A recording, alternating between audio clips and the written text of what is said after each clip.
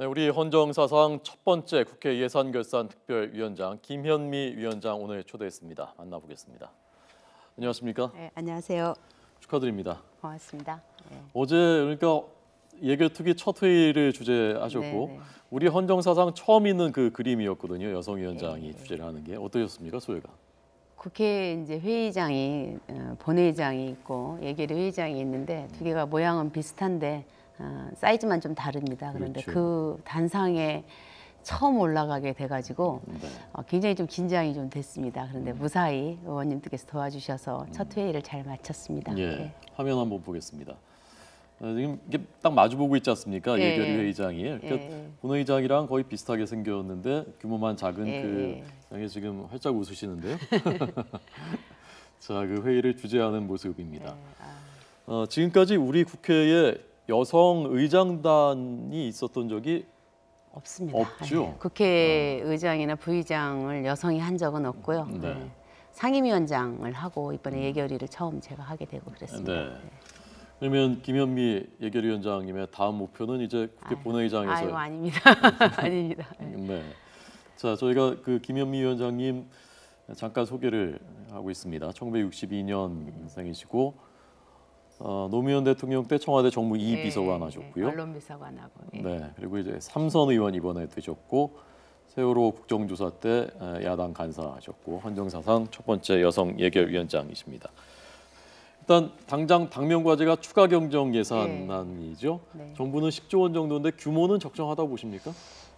근데 저희가 이제 그 규모를 얘기하기 이전에 이게 저희 당에서는 사실 이 추경이 무엇을 위한 추경이냐 이런 생각이 있는 것도 사실입니다. 네. 왜냐하면 지금 그 조선산업의 그 구조조정이라든가 뭐 블랙시트 이것에 맞춰서 한다라고 하는데 지금 하는 추경이 과연 그 내용을 담을 수 있을 것인가. 그래서 한편으로는 지금 올해 경제 성장률을 작년에 3.1%로 생각했다가 얼마 전에 2.5%까지 낮추려고 했다가 취소하고 지금 발표를 늦추고 있습니다. 그래서 약 추경 10조에다가 재정 보강 포함해서 약 20조의 재정을 풀면 0.23% 정도의 경제 성장률 상승 효과가 있을 것이다 이렇게 보거든요. 그래서 경제 성장률을 2.7, 2.8로 맞추기 위해서 하는 추경이 아닌가 이런 걱정도 한편으로는 있습니다. 네. 네. 그러니까 편성 자체는 그러면 하는 게 좋겠습니까? 안 하는 게 좋겠습니까? 워낙 지금 구조조정 문제 때문에 걱정이 많고 특히 청년들 같은 경우 일자리 문제가 많이 있지 않습니까? 근데 그런 문제를 해결할 수 있는 대안을 닮은 추경이라면은 저희는 뭐 받아들일 수 있다 생각합니다. 구체적으로 어떤데 그 사용해야 된다는 것을 좀 구체적으로 생각하신 게 있습니까? 네, 저희 당에서는 제일 걱정하는 건 뭐냐면은 추경을 아까 말씀드린 것처럼 성장률을 올리기 위한 추경을 하다 보니까 아무런 뭐 특별한 준비도 없이 지난해 예산 편성할 때 담기지 않았던 SOC 예산 덩어리는 굉장히 큰데 실질적으로 일자리 창출이라든가 국민들 소득 증진하는 데는 영향력이 별로 없는 그런 SOC 예산들만 다 모으게 된다면은 별 효과는 없을 것이다. 그래서 실질적으로 청년들의 일자리 특히 이제 공공 부분이라든가 사회적 일자리 즉 공공 부분에서는 경찰이라든가 소방대라든가 학교 교사라든가 아이 돌봄 교사라든가 이런 부분에 있어서 실질적인 일자리 창출 내용을 좀 담자. 그리고 SOC 사업을 한다면은 대규모 공사보다는 지역이 밀착하는 거는 학교를 개보수한다든가 그다음에 숲 가꾸기라든가 이러면서 실질적으로 지역에 있는 작은 기업들이 참여해서 거기에서 일자리가 나오고 소득이 만들어질 수 있는 이런 내용이 돼야 된다. 그리고 또 하나의 쟁점이 되고 있는 것은 지금 해결하지 않고서 못하고서 현장에서 갈등이 되고 있는 누리과정 문제를 꼭 담아야 한다 이렇게 생각을 합니다. 네. 누리과정 그 만 3세에서 5세까지 무상보육인데 그렇죠. 그 예산을 이번에 넣을 것이냐 교육청에 내려보낼 것을 어제 유일호 부총리는 그건 안 된다라고 했던데요.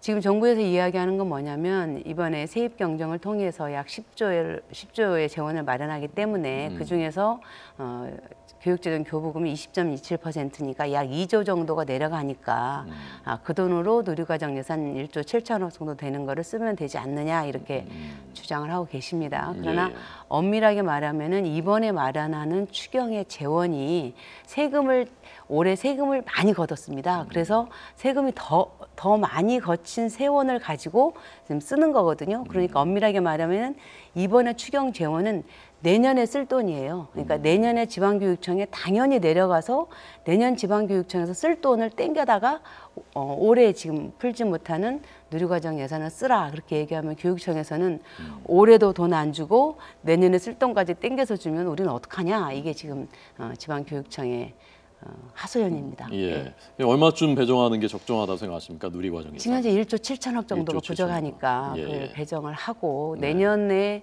누리과정 문제에 대해서는 지금 제도적으로 서로 간에 갈등이 있는 부분이 있지 않습니까? 이것을 해결하는 그런 제도적 장치를 마련하는 것이 해법이다 이렇게 생각을 합니다. 네.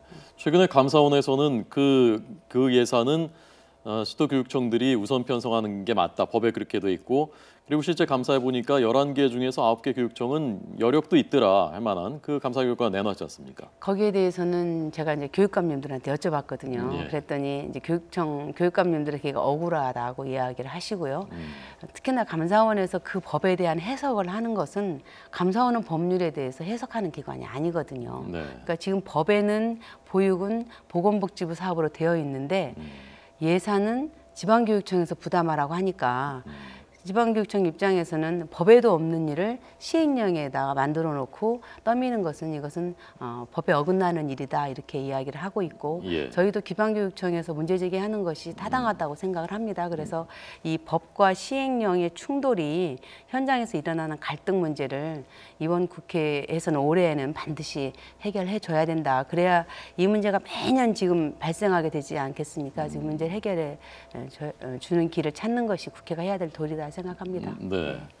아마 김 위원장님 정도의 연배에 보통 그 가정주부들은 살림하면서 뭐 몇 천만 원 많아 이제 몇 억 정도 재산 뭐 할 거 운영할 거고요. 네. 큰 회사를 운영하는 뭐 분이라고 하더라도 네. 몇 천억 정도를 할 텐데 국가 예산 지금 그 국가 살림을 몇십조 몇백조 원 단위로 이렇게 그 다루시는데 그게 어떤 마음으로 하실까 어떤 생각으로 하실까 참 궁금하더라고요. 내년 예산이 거의 한 400조가 될 것 같아요. 400조가 돼서 사실 뭐 이 정도 단위가 되면 사실 감이 별로 없죠. 이게 뭐 돈이다 이런 생각이 드는 게 아니고 또 이건 어떻게 보면 이제 국민들이 낸 세금이기 때문에 예산을 이렇게 제가 이제 개수조정 소위 하다 보면은 이게 몇 억이 참 쉽게 넘어가요. 몇 억 단위는. 근데 사업 하나하나를 꼼꼼하게 살펴보고 거기에 이제 담겨 있는 국민들의 그런 그 피와 땀이라고 하죠. 그런 것들을 계산을 한다면 그 몇 억짜리 사업이라도 우리가 굉장히 성의를 다해야 됩니다. 예. 그게 모여서 사실은 400조가 되는 것이기 때문에 그런 정성이 필요하다 이렇게 생각을 합니다. 네. 그런 면에서는 여성이 하는 게 좀 장점이 있을 수 있지 않을까 싶기도 네, 하네요. 제가 뭐 집안 살림을 특별히 잘하는 사람은 아니지만 이런 것 같아요. 제가 국회에 지금 첫 여성 예결위원장이다 이렇게 남들이 굉장히 많이 평가를 그러니까 그렇게 평가를 해주시는데 네. 우리 국회가 이런 문제에 있어서 특히 예산을 다루는 문제에 있어서 여성들에 대한 배려가 참 인색했다 이렇게 생각을 합니다. 국회에서 이제 예산결산위원회를 서로들 하려고 그럽니다. 왜냐하면 지역구 관련된 사업들도 있고 그러니까 굉장히 경쟁이 치열한데 실질적으로 이 일을 하는 것은 예결위원 중에서도 개수조정 소위거든요. 예. 그런데 제가 예결위원장만 처음 하는 게 아니고 개수조정 소위가 우리나라 국회 생긴 이래 지금까지 여성 의원은 5명밖에 한 적이 없습니다. 아, 그렇군요. 그러니까 1년에 한 15명 정도 하는데 그러면은 그 17대 초기에 2분이 하셨고요. 제가 재작년에 했고 작년에 여성 의원 2명이 했습니다. 그런데 이렇게 실질적으로 국가 살림을 다루고 지역구의 사업을 이렇게 누가 하느냐 이런 갈등과 조정이 있는 그 자리에 여성 의원을 배려하는데 지금까지 참 많이 인색했습니다. 그래서 제가 올해는 정기국회 때 개수조정 소위를 구성을 할 때 모든 당에서 여성 의원을 개수조정 소위에 꼭 보내주시기를 부탁드리겠습니다. 예. 네, 위원장님이 좋은 의미에서의 그 프론티어 역할을 잘 해주셨으면 좋겠습니다. 잘하겠습니다. 예. 예산 얘기할 때 결국 세입, 그 네. 수입이 어디서 들어오느냐 얘기하면서 빼놓을 수 없는 얘기가 법인세 문제지 그렇죠. 않습니까? 네. 법인세 올려야 된다는 입장이십니까? 이명박 정부 때 법인세를 25%에서 22%로 낮췄습니다. 그러면서 100조의 감세가 있었다 이렇게 이야기를 하고 그 결과 어쨌든 재정 적자 100조가 생겼습니다. 그런데 박근혜 정부 들어서 이제 복지 사업 같은 게 굉장히 많이 늘고 또 기초노령연금 같은 경우는 이제 대상자도 늘고 이러면서 예산은 많이 들어가는데 그 법인세를 원상 회복을 시키지 않았습니다. 근데 그 결과 매년 재정 적자가 40조 정도가 생겨서 박근혜 정부 4년 동안 260조의 국가 부채가 늘었습니다. 예.